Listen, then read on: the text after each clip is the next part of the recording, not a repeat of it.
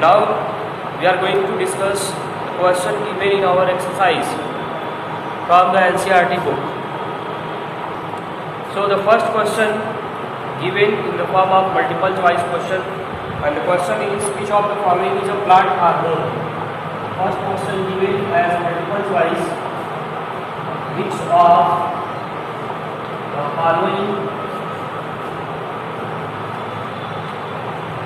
is a plant hormone.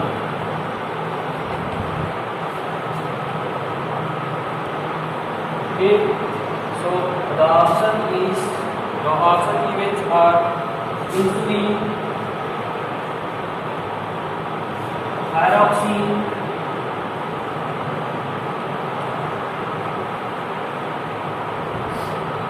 estrogen and cytokinin. Estrogen, and the fourth option is cytokinin. So the correct answer will be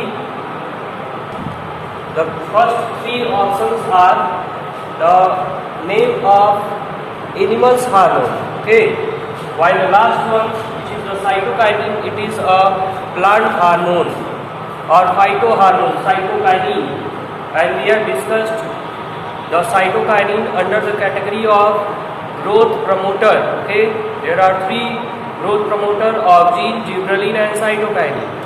So cytokinin is a plant hormone or phytohormone. The next question, question number 2, is the gap between two neuron is called. दो neuron के बीच में जो gap होता है उसको क्या बोलते हैं? Gap between two neuron is called. The options given are dendrite, synapse,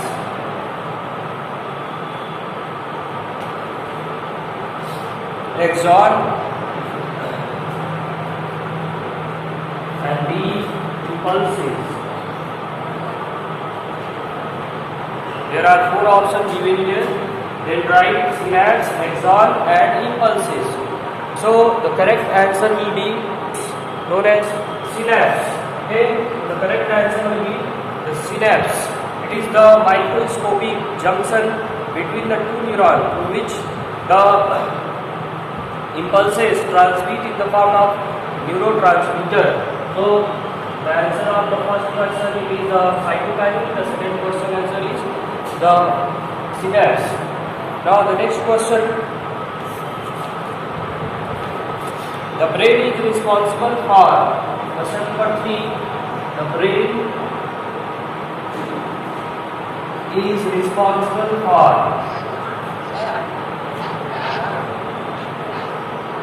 So here there are four questions given in the form of options. The first option is the thinking. The second option is the regulating the heartbeat.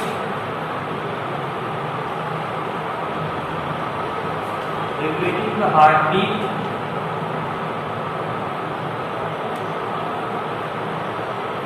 Third option, balancing the body.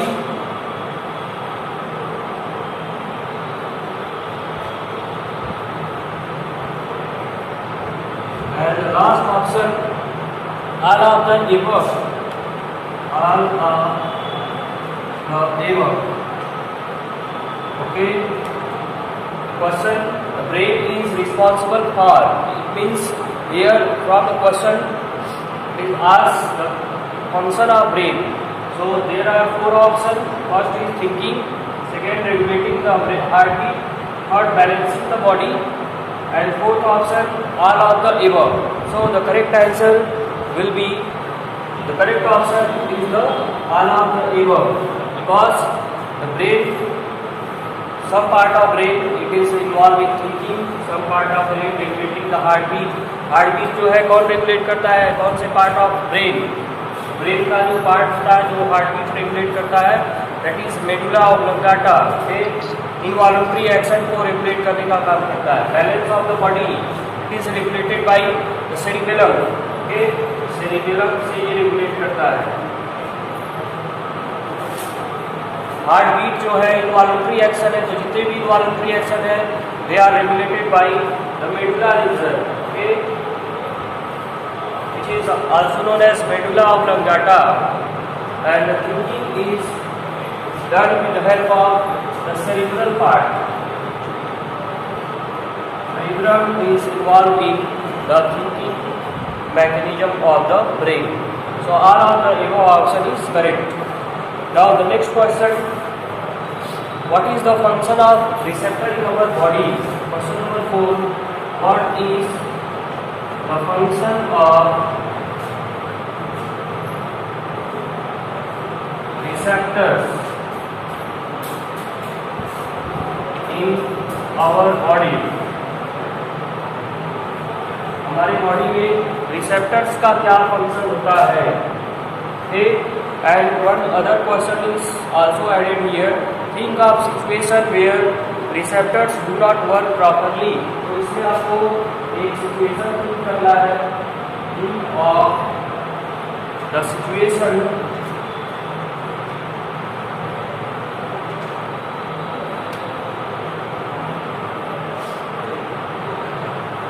where receptors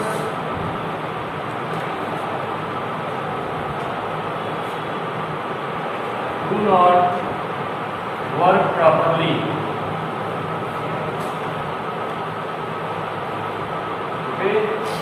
And the third question, what problem are likely to arise? What problem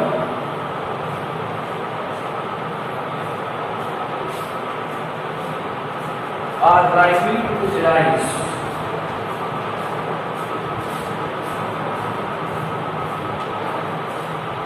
Okay.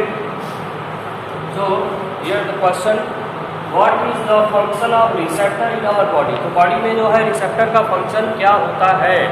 So receptors are the organs or the part of nervous system which are present in the sense organ of our body, and there are 5 sense organ present in our body: skin, nose, eyes, ear and tongue. These are the 5 sense organ. Sense organ के बारे में आप लोग बहुत पहले से पढ़ते आ रहे हैं, छोटे क्लासों से ही आपको बताया जाता है। And these sense organs have the receptors, जो कि न्यूरॉन्स के बने होते हैं। ये रिसेप्टर्स जो है इनका फंक्शन क्या होता है? So the function of receptors is to feel और to observe the environmental change. जो एनवायरमेंटल चेंज होते हैं उसको ऑब्जर्व करने के लिए ये होते हैं। पहले क्वेश्चन का आंसर होगा to feel environment. Feel environment और to observe environment. Okay, environment को फील करने के लिए, ऑब्जर्व करने के लिए जो भी एनवायरमेंटल चेंज हो रहा है उसके प्रति, उसके अगेंस्ट जो है रिस्पॉन्स क्रिएट करने के लिए ये जो है रिसेप्टर्स हमारी बॉडी में पाए जाते हैं। और सेकेंड क्वेश्चन है, think of situation where receptors do not work properly in our body. तो अगर रिसेप्टर्स प्रॉपरली वर्क नहीं करते हैं तो ऐसे केस में क्या होगा? जो आपका बॉडी है वह इन्वायरमेंट में जो भी चेंज हो रहा है इसको नहीं जान पाएगा। Means the body will be unable to detect any kind of changes in the environment. Environment में जो भी चेंजेस हो रहे हैं उसको डिटेक्ट नहीं कर पाएगा। And due to no detection of the changes from the environment, there may be a number of problems. जैसे स्किन की बात करें, अगर स्किन जो है आपका काम नहीं कर रहा है तो ऐसे केस में अगर कोई जो harmful effect means mechanical injury होती है आपके स्किन में, आपके बॉडी के ऊपर कोई पिंच हो देता है तो आपको पता नहीं चलेगा और वहाँ से बहुत सारा ब्लड जो है निकल जाएगा आपकी बॉडी से। ओके, ऐसे ही जो है कोई भी बोलेगा तो आपको सुनाई नहीं देगा, बैड स्मेल वाला एयर भी आप साथ अंदर इनहेल कर जाएंगे। तो ऐसे बहुत सारे प्रॉब्लम्स क्रिएट होंगे in the absence of the receptors. अब थर्ड इसमें क्या पूछा है कि what are problems are likely to arise, तो ऐसे में क्या प्रॉब्लम्स अराइज होंगी, तो ये सारे प्रॉब्लम्स आपको बता दिए।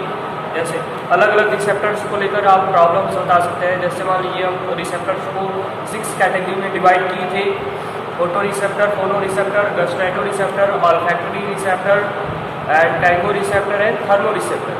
तो देखिए फोटो रिसेप्टर्स में क्या होता है, जैसे आपका आइस में जो फोटो रिसेप्टर्स पाए जाते हैं ये काम करना बंद हो जाए तो आपको क्या होगा, दिखाई नहीं देगा।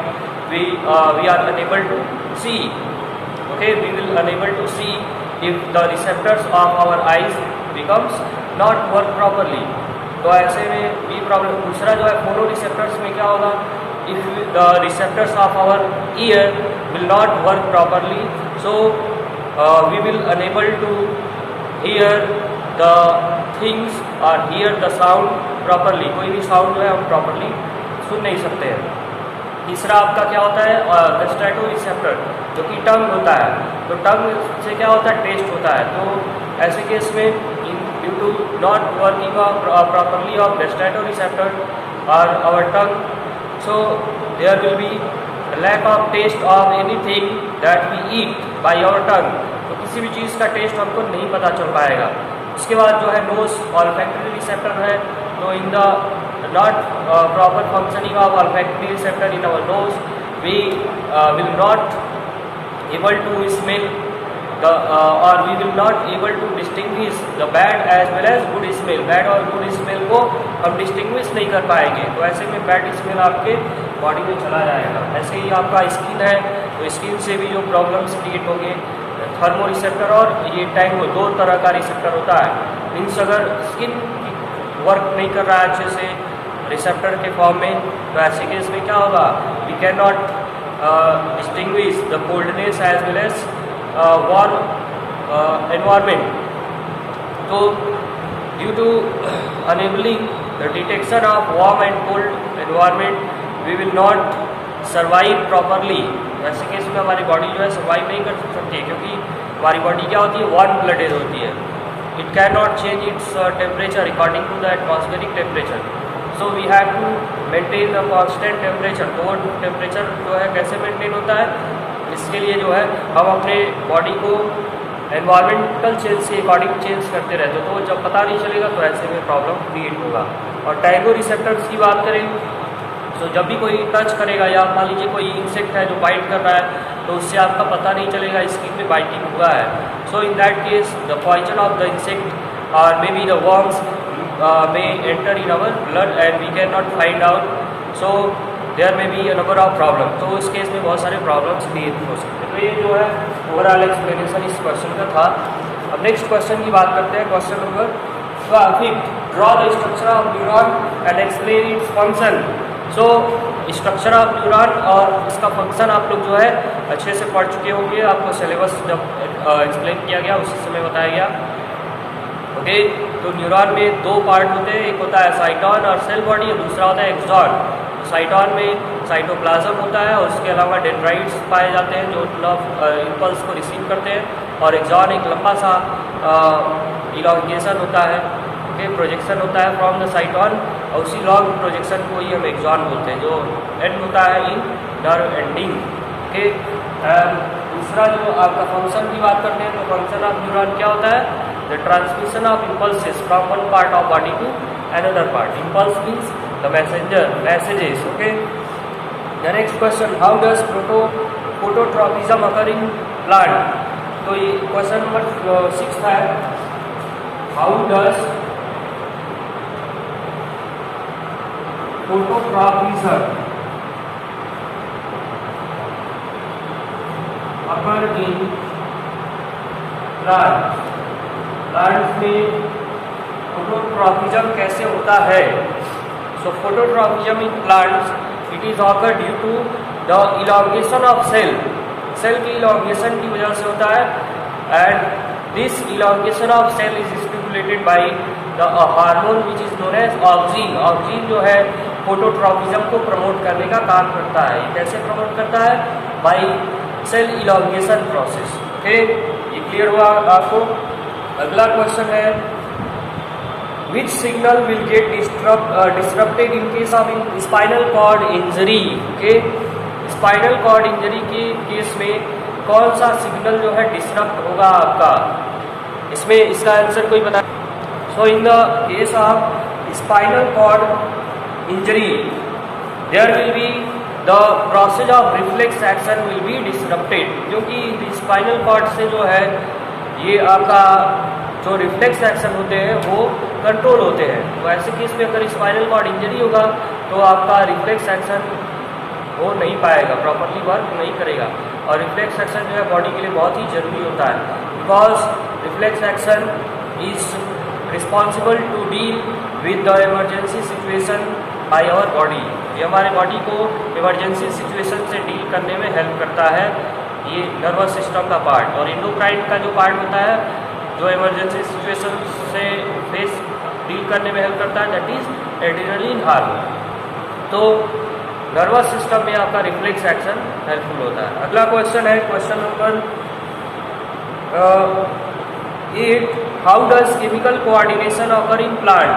सो in plants the chemical coordination occur with the help of phyto hormone और प्लांट हार्मोन और plant growth regulator. Next question, what is the need of for a system of control and coordination in an organism? किसी भी organism में control and coordination की ज़रूरत क्यों होती है? ओके, या किस तरह की ज़रूरत होती है control and coordination? So control and coordination in an organism it is required to maintain the process of, इस प्रोसेस को बोलते हैं homeostasis. Process of homeostasis is maintain by the control and coordination. Homeostasis means according to the environmental change the change in our body. Okay, तो तभी आपकी body survive कर सकती है। जैसे मान लीजिए ठंडी का मौसम शुरू हुआ और उस समय आप जो है ठंडे वार्म क्लॉथ वियर नहीं करते हैं, तो ऐसे केस में आपकी बॉडी क्या होगी? सर्वाइव नहीं कर पाएगी। Question number 10, how are involuntary action and reflex action different from each other? तो देखिए आपको बताया गया था कि इनवॉलंटरी एक्शन जो होते हैं उस वही रिफ्लेक्स एक्शन भी होते हैं, but reflex all the reflex action will B involuntary, but all the involuntary action में नॉट बी रिफ्लेक्स एक्शन। इसका मतलब रिफ्लेक्स एक्शन जो है इनवॉलंटरी एक्शन से डिफरेंट होता है। तो कैसे डिफरेंस होता है? तो ये आप बता दें आपको कि इनवॉलंटरी एक्शन जो होते हैं वो स्लो प्रोसेस होते हैं, but reflex action it is a very fast quick process होता है। ओके, स्पीड जो है रिफ्लेक्स एक्शन का बहुत ही तेज़ होता है, बट इनवॉलंटरी एक्शन का स्पीड स्लो होता है। इसके अलावा involuntary action can be controlled by brain. Okay, brain के द्वारा इनवॉलंटरी एक्शन को कंट्रोल किया जा सकता है, बट ये रिफ्लेक्स एक्शन को ब्रेन से कंट्रोल नहीं किया जाता है। रिफ्लेक्स एक्शन को कंट्रोल कौन करता है? स्पाइनल कॉर्ड करता है। तो दोनों का एग्जाम्पल आप जब देखेंगे तो रिफ्लेक्स एक्शन का एग्जाम्पल आप पढ़े ही है, withdrawal of hand on touching a hot object. Okay, और स्नीजिंग, कॉफिंग, ये सभी क्या है? स्नीजिंग जो छींक आ रहा होता है तो वो आप जो है उसको रोक नहीं पाते, जल्दी से आ जाती है, तुरंत क्विक रिस्पॉन्स होता है। खांसी आता है बहुत तेज आता है, क्विक। बट इनवॉलंटरी एक्शन जो है स्लो होते हैं, जैसे आपका heart beat. Okay, beating of heart beat जो होता है वो इनवॉलंटरी एक्शन है। डाइजेशन जो है इनवॉलंटरी एक्शन है। Respiration is also an involuntary action, जो कि क्या होता है? Slow process. तो ये सभी डिफरेंस आप बता सकते हैं इनवॉलंटरी एक्शन और रिफ्लेक्स एक्शन। अगला क्वेश्चन है, compare and contrast nervous and hormonal mechanism of और control and coordination in animal. तो दोनों में नर्वस कोऑर्डिनेशन और एंडोक्राइन कोऑर्डिनेशन आपको या हार्मोनल मैकेनिज्म में डिफरेंस आपको बताना है। ठीक है, तो ये बता लेंगे आप लोग। अगला क्वेश्चन है, what is the difference between manner in which movement take place in the sensitive plant and the movement in our leg? तो देखिए सेंसिटिव प्लांट भी क्विक एक्शन होता है, बट लेग जो होता है वो क्विक एक्शन नहीं, वो तो आपका मूवमेंट होता है। तो देखिए मूवमेंट इन आवर लेग्स जो है मसल्स और स्केलेटल सिस्टम से होता है, बट ये सेंसिटिव प्लांट में जो मूवमेंट होता है वो होता है ड्यू टू वाटर। वो वाटर से होता है। जब टर्जिडिटी जो है होती है तो उस समय जो है स्ट्रेट हो जाते हैं प्लांट पार्ट, और फ्लेक्सिबिलिटी होती है तो वो रुक जाते हैं। तो इस तरह का मूवमेंट जो है सेंसिटिव प्लांट में दिखाई देता है। ओके, तो ये सारे क्वेश्चंस आपको जो है इस चैप्टर से दिए होते हैं एक्सरसाइज में, जिसको इंटरेक्ट कराया गया है। अब इससे रिलेटेड जो भी प्रॉब्लम होगा वो आप पूछ सकते हैं।